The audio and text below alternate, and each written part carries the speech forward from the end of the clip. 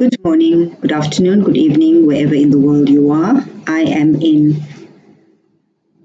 Kuala Lumpur, Malaysia.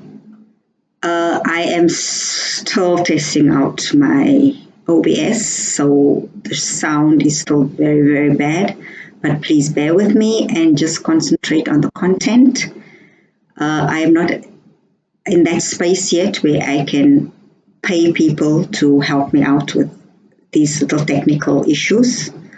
But if you subscribe and comment and like this video, maybe my subscribers will go up and I will be able to produce better quality videos. But for now, I just want to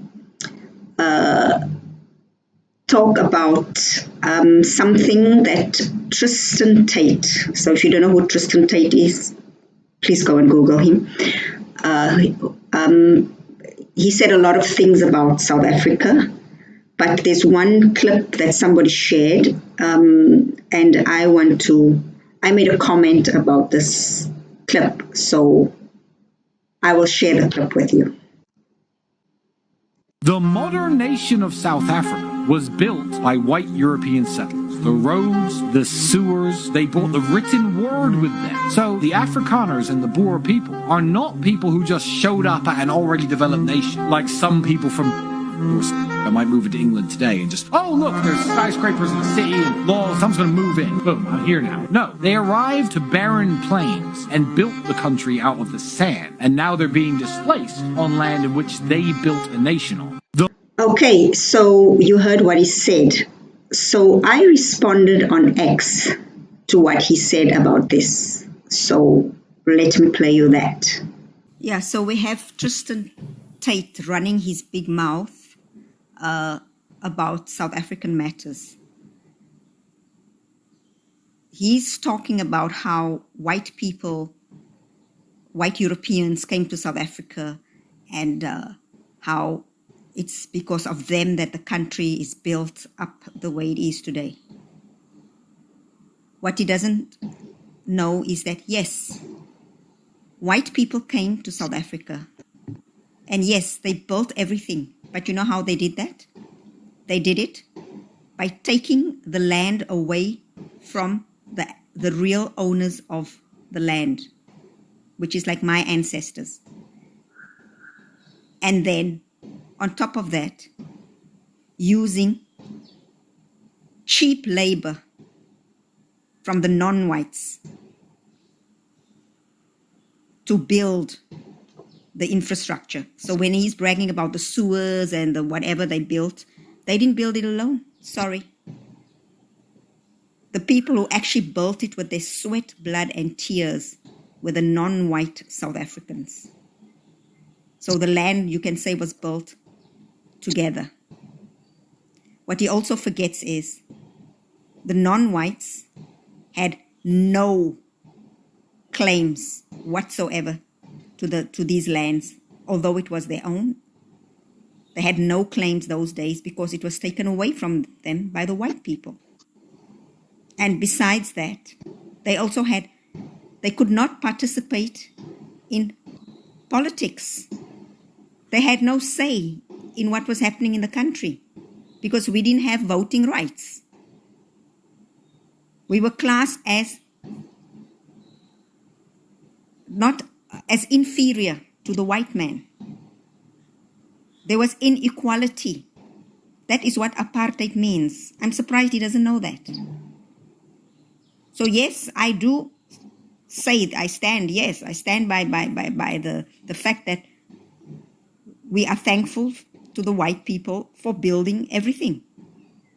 But I'm sure if they did not take our land away from us, we would also have done that eventually. Because as you can see, every other country, African country, they have built their country up. With no white people, they did it themselves. So why would it have been any different for us?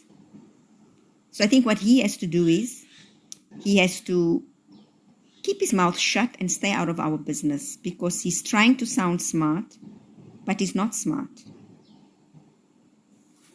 Okay, so that was my response to him. So what I just want to put out there is that, yes,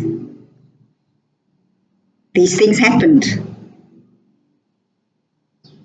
We cannot be in denial of what actually happened, because it did happen. We also cannot distort the facts, because facts are facts. What happened, this is a historical fact. But what we can do is acknowledge what happened, don't be in denial what happened, don't distort what happened, but then move on from there. Because what is important is now. How are we going to fix the problem now? And in my opinion is that we now have to work together for the future of our country. And we have to do so without interference from outside parties. Which means we must stop running to other nations with our problems and get them to pressure our government or our people, or to fund our government and our people. No, we have to do it ourselves. We cannot rely on outside interference. But the main thing is we have to unite. We have to stop the racial tension. This has to stop. Because we know who the country belongs to. We all know that. We don't have to fight over it. We just have to acknowledge and not be in denial and not distort the facts. We know. We know. But what is, like I say, is more important is to move forward. To stop all these racial issues and look at what is good for the country. Because the racial issues will always be there. In any multicultural society, there are always going to be racial issues. But the racial issue should not be the first issue. It could be maybe somewhere 10th, 99th issue, but not the first issue. So that's all I want to say about this at this moment. Of course, tomorrow I'll probably have 33,000 other things to say. Okay, so cheers and keep well.